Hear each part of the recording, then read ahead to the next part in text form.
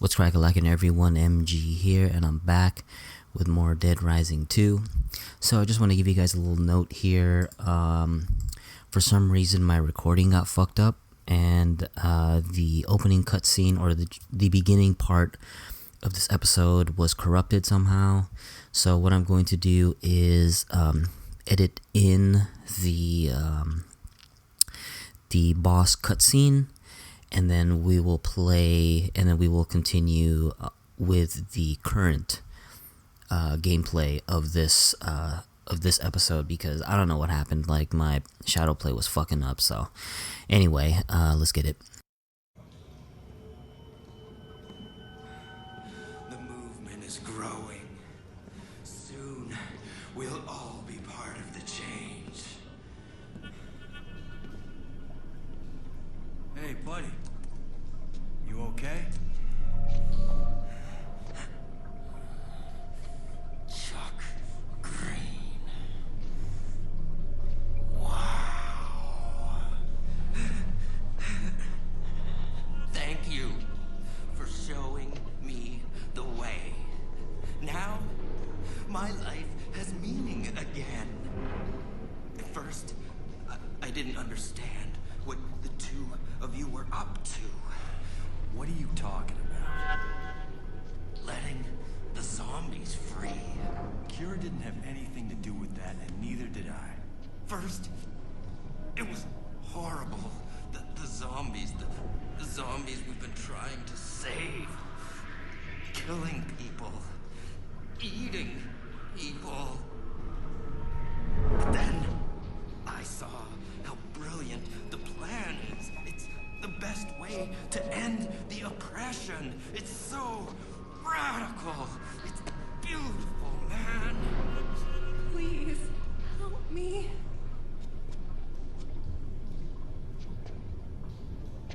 So I'm helping now. I'm a soldier for the cause, man. No! This is not the way to help anyone. Oh, I see. You're losing the courage to finish what you started. Well, I have the guts, and I'm taking this thing all the way. Alright, so we got Brandon here, you know what I'm saying? So the thing about Brandon is he does a lot of damage. He's very fast, okay, but the strat for Brandon is quite easy. All you gotta do is just you gotta make yourself what's called quick step, and basically what it does is it increases your run speed by a fuck ton. Okay, and to make that, you combine two bottles of wine, and a white vial will come out. And as you can see here, I have quick step right now, and I'm running super fast. Okay, so basically what you gotta do is when Brandon jumps out of the bathroom stall, okay, you will then use that opportunity to just wail on him as fast as you can. So I right now I'm using the lightsaber, but honestly I recommend using the spiked bat, because you'll get in more swings. You'll get in many more swings before he'll start hitting you. And so basically, Brandon jumps out, okay? You run up to him, you whack him 4 times, Brandon will hit you, okay? And I recommend just taking the hit, and then his bitch ass will run back into the bathroom stalls and rinse and repeat. And just basically heal when your life is getting too low. And there are other strats that I've seen, like, you know, you can do the door exploit, where you stand by the door, and when he leaps towards you, you can then start whacking him. But this method is more consistent. So yeah, and there we go. Brandon is down.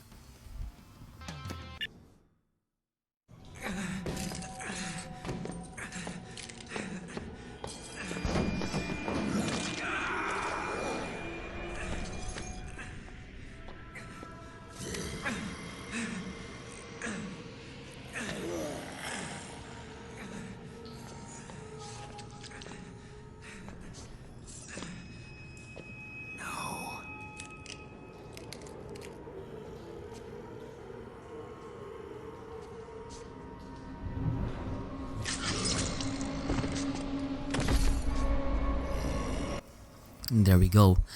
Brandon is down. Ooh, we got the Fountain Lizard.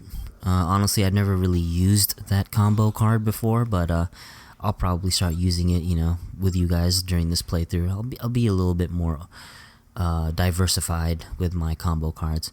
So we got young Vicky here, you know what I'm saying? I'm just gonna, drain my snake in front of her for some reason. I didn't mean to do that, but she's still looking anyway. So we're gonna get Miss Vicky out of here. What I recommend you do, instead of taking Vicky back to the safe room, you can then segue into Brains over Brawn, and it's a pretty funny scoop actually.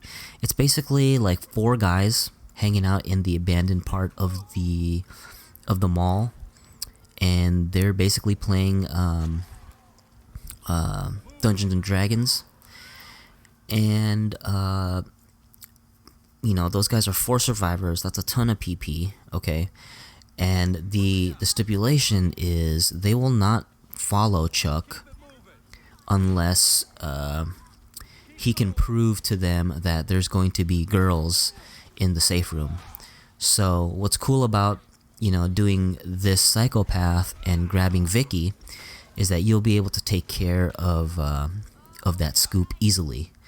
When I first played, what I used to do is just bring survivors right away to the safe room, which is logically it makes the most sense because like I didn't know anything about any of these scoops, but having Vicky available to you after defeating the psychopath makes it really convenient because you can just bring her along and flex on these turbo nerds and say, yo, I got a female with me, let's go. And without hesitation, no delay, they'll just believe you and be like, okay, shit, Chuck is the man, Chuck is the alpha, he's got all the bitches, so let's go follow him. And it's that simple. So the thing about Vicky is her personality type is she's not necessarily aggressive, but she's not meek either. So she's a good blend. And I think we discussed this in a previous episode, is if you give survivors weapons, the durability values is set to unlimited, and the same goes for ammunition as well. So that's why I gave her the handgun.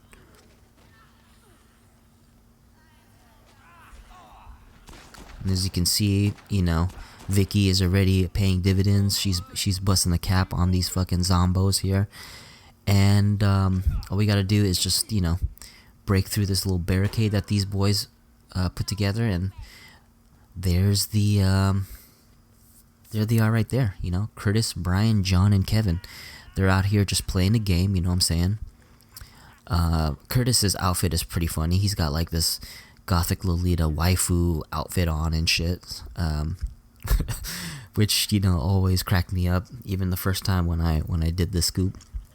All right, so all you got to do is just talk to these guys and move along the dialogue tree here, and eventually they'll realize that we pulled up here with a female.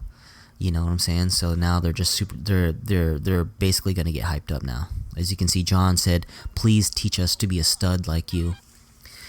So now that these guys joined the squad, in hopes that Vicky's gonna give them some kitty, what I recommend you guys do is load up these fools with weapons.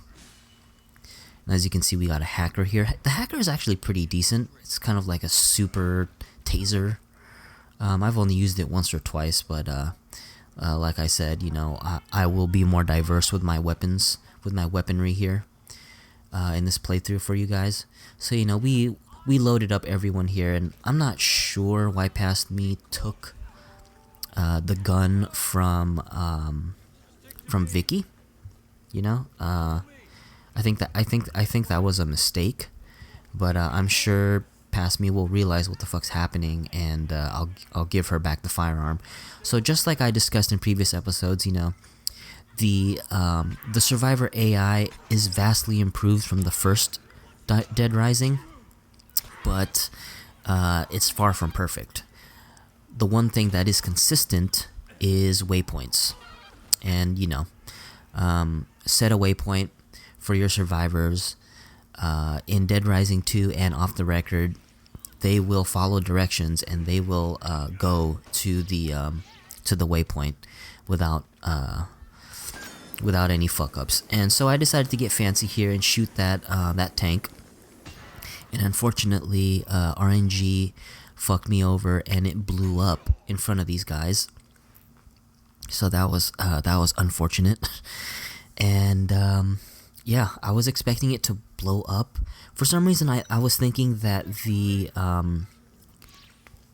gas canister physics was going to be exactly the same as Dead Rising. I was definitely wrong, but it's been a while since I played this. So now what we're gonna do is we're gonna head back through the Americana, because the design of the map is circular, and since it's right there, it will take us back to the safe room. And as you can see, we got a lot of chaos here going on. I'm trying to give Vicky the gun, but there's a million zombos on screen, so it's making it a little tough. And a strat that's really useful is setting a waypoint and then circling back to your group and then walking up with them. I know it sounds very obvious and it's like, oh yeah, no shit. But when you first play this game and you're trying to understand the nuances of it, the gameplay mechanics, the AI pathing, things like that, shit like that just doesn't come to you right away. You're just in awe of all the zombos that are on screen. And of course, when I first played this game was fucking beautiful. I mean, in fact, honestly, I still think it looks great. I'm just, at the time of this recording, I'm just suffering from, photorealism exhaustion. It's like, we got 4K, 8K, 16K. I mean, how many motherfucking Ks can we get? And it's like now, and that's part of the reason why I play a lot of retro games. It's funny how this game is somewhat considered retro now. Because I like the cartoony realism look to this generation style graphics. Dead Rising, like this style of graphics and visual perspective, is definitely like the evolution of the 7th generation, because you know how generations work. When a new generation comes out, a lot of developers are still following the previous generation's framework in terms of design. It's just they have more horsepower and more resources to at their disposal. So that's why a lot of the first 2 years of the next gen looks like older generation with just better graphics, higher frame rate, higher resolution, shit like that. And then around year 2 to 3, that's when developers start really tapping into the tech and the language that the consoles are written on, and thus pushing visual boundaries. And to me, Dark Souls, to me, Dead Rising 2 is a step in that direction, because if you look at Dead Rising compared to Dead Rising 2, like the overall perspective, the widescreen aspect ratio, AI, logic programming, everything is vastly improved, and then it just went in that direction as the generation got more development. So, but now this is now retro, so like all generations. Okay, so back to the game here. We successfully escorted Miss Vicky and these clowns back to the safe room. So we got a ton of EXP. 20k, 12k, 12k, 12k, all of that good stuff. I think Vicky was the 20k survivor, and as you can see, we leveled up. And yeah, so with that said, I know this was a short one. I think I'm going to end the episode here. Thank you guys so much for hanging out, and I will catch you guys next time. Later.